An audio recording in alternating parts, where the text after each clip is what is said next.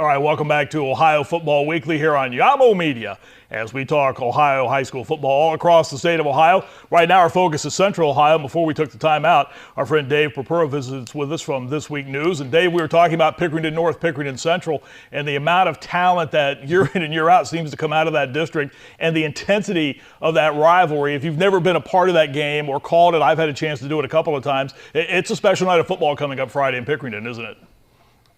It is. You have the where Ohio State and Michigan overlap up around Toledo. I mean, that's one part of it. And then, but, like in a town like Pickerington, where I live, where you have Central and North that come together. I mean, they're only less than 3 miles apart. There are families with kids that go to both schools. You see each other at the grocery store, at restaurants, and things like that. So yes, it is a rivalry, an intensity, I should say, like you said, Marty, unto itself. And it's a lot of fun. And I'm glad that the OCC many years ago relaxed the rules on these two schools playing each other. I think it was around 2008 that they finally said, hey, if you're both in Worthington, you can play each other. If you're in Pickerington, you can play each other, et cetera. I think that has done nothing but be a good thing for these communities.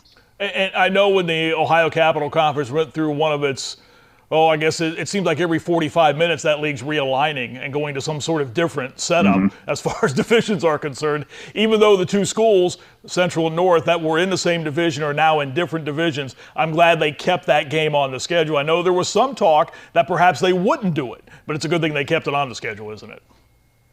Well, a part of that, I think, found its roots in a playoff game about 5 years ago at DeSales where there was a fight at the end, or at least there was a very good possibility of a fight. But what I was told is that the district wanted both schools to be in different divisions of the OCC. I mean, you increase the chances for athletes here in the community to win league championships. But they did decide to keep this as one of those, I don't know about permanent crossovers, but certainly one of those rivalries that's going to be played every year, which the OCC does to help these schools schedule teams in weeks 4 and 5. But Central and North are going to find a way to play each other every year. And the other aspect of this game, Dave, is the amount of talent that almost every year walks onto the field when these two teams get together. Certainly Pickerington Central has had the upper hand over the last few years. Jay Sherritt's done a great job of that program, and Nate Hillerich has done a great job with that North program. But the amount of talent that walks on the field for that game every Friday night, or any game that those two schools play in, it's really remarkable the way that they have developed those programs, isn't it?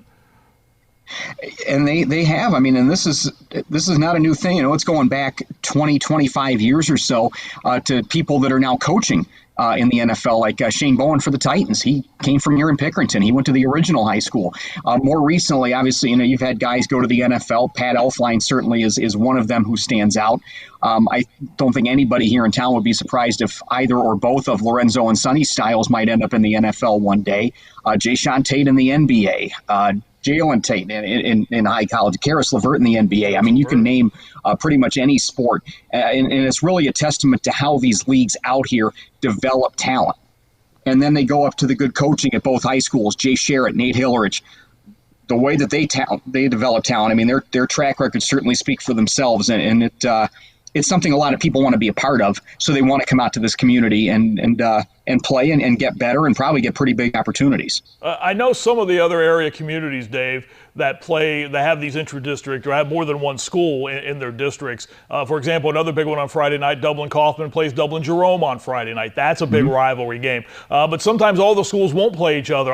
If I'm not mistaken, I don't think Scioto plays Kaufman on a yearly basis. Maybe every other year or something along those lines, but they don't play every year. And again, I think the community loses in that situation. I think those games should be played. I understand why some school districts don't want to do that, but all three Hilliard schools play one another. And if I'm not mistaken, Dave, do all four Olentangy play each other? Or is there a skip in there somewhere? I want to say Liberty misses somebody. I could be wrong.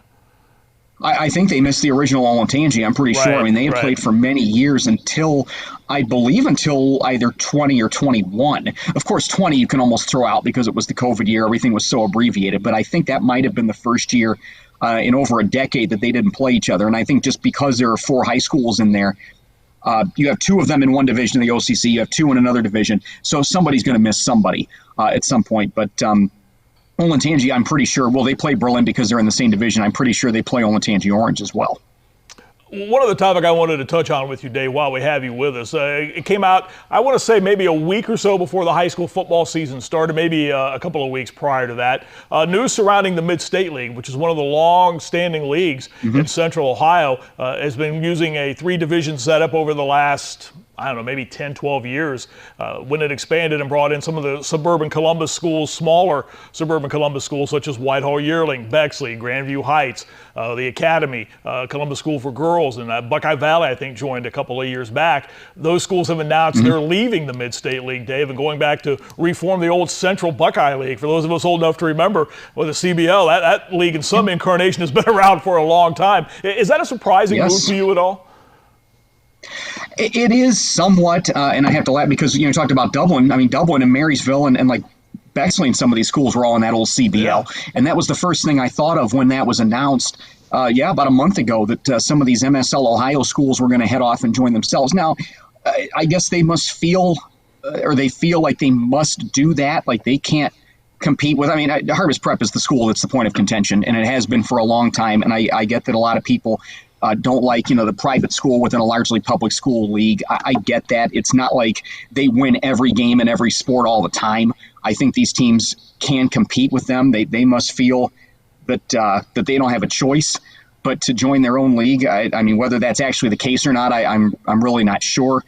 Then Harvest Prep's going to go down to the Cardinal with a lot of these smaller schools, now to which they're closer in enrollment, but you may very well encounter the same issues there. And I heard rumors out there that some of the Cardinal Division schools were almost ready to split off by themselves. So, I mean, the only division that is not touched by this is the Buckeye.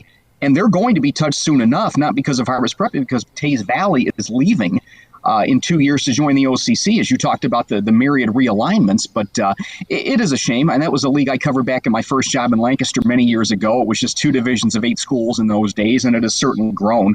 But if these schools feel they must go off and make their own conference, I guess we're going to see how that goes. And that's a unique setup in that league, and you touched on it with Harvest Prep.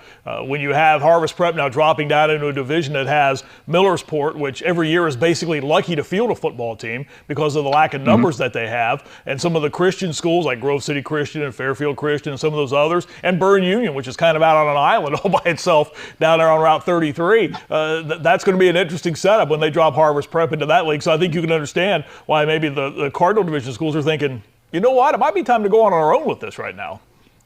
Wouldn't be surprising. But, it really wouldn't. But I mean, so do they go off and join their own 8-team league? And then what happens, I guess, to Harvest Prep in the meantime? I mean, are they going to move up to the Buckeye and replace Taze Valley or something? I mean, it just seems like it's a mess that I don't know how you solve this, except for playing each other and seeing what happens. And it's funny you mentioned Millersport. Yeah, I mean, they've struggled to field a football team for probably a decade by now, and they're always a district I thought would grow because of the lake out there. The people would be moving out there, but it has remained very small over the years, and it could be something worth watching over the next 3 to 5 years, what happens with those schools. All right, Dave, as we wrap up, let me get your thoughts on what you've seen through the first 3 weeks of high school football. There have been some great games. I think there are some teams around Central Ohio that are positioning themselves to make a deep run when we get towards the postseason. What have you seen so far this year that's impressed you through 3 games?